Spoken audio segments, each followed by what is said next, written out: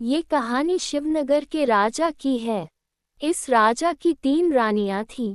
वह अपनी पहली रानी से बहुत प्यार करते थे क्योंकि वह बेहद सुंदर थी।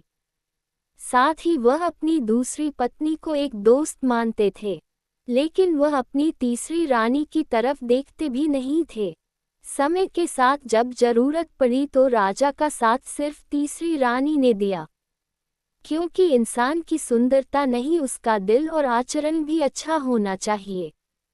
बहुत सालों पहले शिवनगर के राज्य में नाथ नाम के राजा शासन करते थे।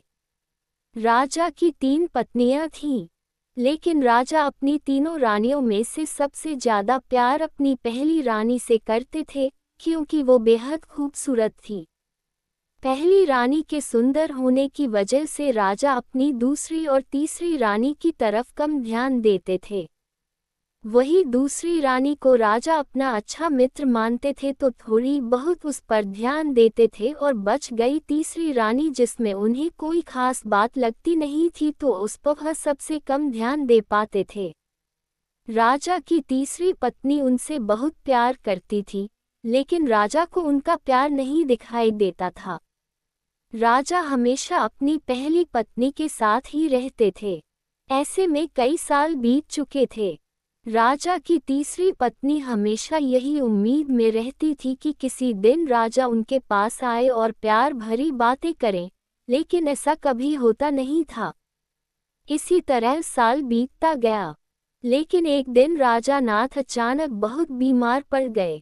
उनकी तबीयत दिन पर दिन खराब होने लगी और उनके जिंदा रहने की उम्मीद भी कम होती जा रही थी। ऐसी हालत में राजा ने अपनी पहली पत्नी को बुलाया। जब पहली रानी उनके पास आई तो राजा ने उनसे कहा, मेरे जिंदा रहने के दिन अब बहुत कम हैं और मैं अकेले नहीं मरना चाहता हूँ, क्या तुम मेरे साथ चलोगी? राजा की पहली पत्नी ने उनकी ये अंतिम इच्छा नहीं मानी और कहा, अभी मेरी उम्र ही क्या हुई है और मेरा पूरा जीवन बचा हुआ है, मुझे अभी और जीना है।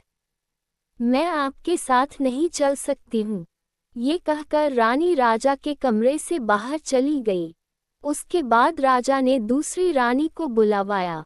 राजा की अंतिम इच्छा के बारे में जब दूसरी रानी को मालूम पड़ा कि वह मरने वाले हैं और अपने साथ अपनी बीवी को ले जाना चाहते हैं, तो इस वजह से वह राजा के पास ही नहीं गई। राजा अपनी दोनों चहेती रानियों से बहुत निराश हो गए। उन्होंने सोचा था कि मैंने कभी अपनी तीसरी पत्नी को प्यार नहीं दिया, न बात की उससे, अब उसे मैं कैसे बुलाऊं? राजा ऐसा सोच ही रहे थे कि तभी तीसरी रानी बिना बुलाए वहां पहुंच गई।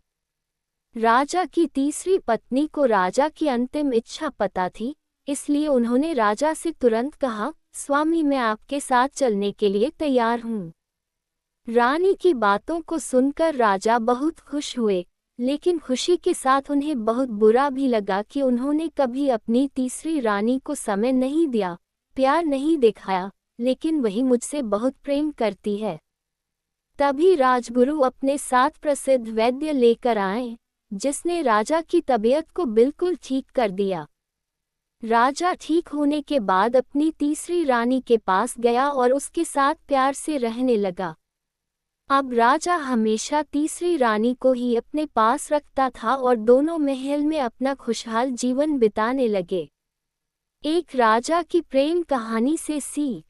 राजा की प्रेम कहानी से हमें ये सीख मिलती है कि हमें किसी की बाहरी सुंदरता की तरफ आकर्षित नहीं होना चाहिए, बल्कि उसके साफ मन और अच्छे स्वभाव को अपनाना चाहिए।